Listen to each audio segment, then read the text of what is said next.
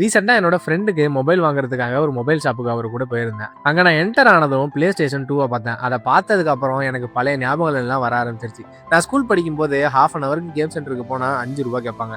ரூ. 2 எங்க அப்பா கிட்ட இருந்து வாங்கிருவேன். ரூ. 2 எங்க அம்மா கிட்ட இருந்து வாங்கிருவேன். ரூ. 1 என்கிட்ட இருக்காது. என்னோட ஃப்ரெண்ட்ஸ் எனக்கு அந்த ரூ. 1 போட்டு என்ன கூட்டிட்டு போவானுங்க. இப்போ நான் நினைச்சா 10 PlayStation வாங்குவேன். ஆனா அது விளையாடுறதுக்கு எனக்கு சுத்தமா டைமே இல்லைன்னு நான் சொல்ல மாட்டேன். நான் நினைச்சா நாளைக்கே அந்த PlayStation வாங்கிட்டு வந்து சண்டேஸ் ஃபுல்லா விளையாடுவேன். ஆனா எனக்கு இப்ப அந்த ஆசை இல்ல. அப்போ உனக்கு ஆசைகள்னு எதுவுமே இல்லையா? உனக்கு ஆசைப்பட்ட விஷயங்களை நீ வாங்கிக்க மாட்டியான்னு கேட்டீங்கன்னா கண்டிப்பா இல்ல.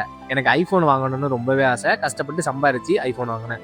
OnePlus மொபைல் வாங்கணும்னு ரொம்பவே ஆசை. கஷ்டப்பட்டு சம்பாரிச்சு அதையுமே வாங்கினேன். என்னோட சொந்த காசுல எங்க அப்பாவை அம்மாவை எல்லாரையும் டூருக்கு கூட்டிட்டு போகணும்னு ஆசைப்பட்டேன். அதையும் செஞ்சேன். எங்க அப்பாவையும் அம்மாவையும் நீங்க வீட்டுல உட்காருங்க, இனிமேல நான் எல்லாத்தையும் பாத்துக்கிறேன் அப்படின்னு சொல்லணும்னு ஆசை.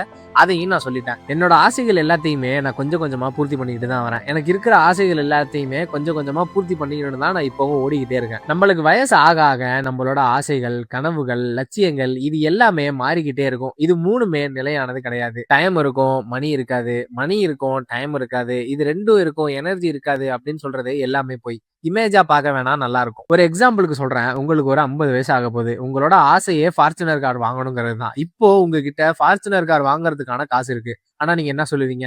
எனக்கு 50 வயசு ஆகிட்டு இனிமேல் நான் அந்த ஃபார்ச்சுனர் கார்ல போய் என்ன பண்ணுவேன் அப்படின்னு கேட்பீங்க.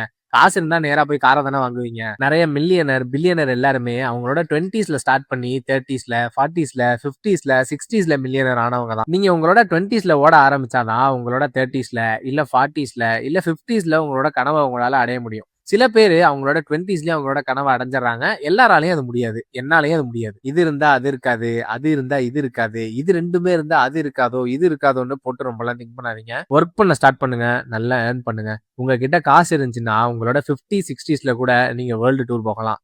மணி மேக்ஸ் மெனி திங்ஸ்.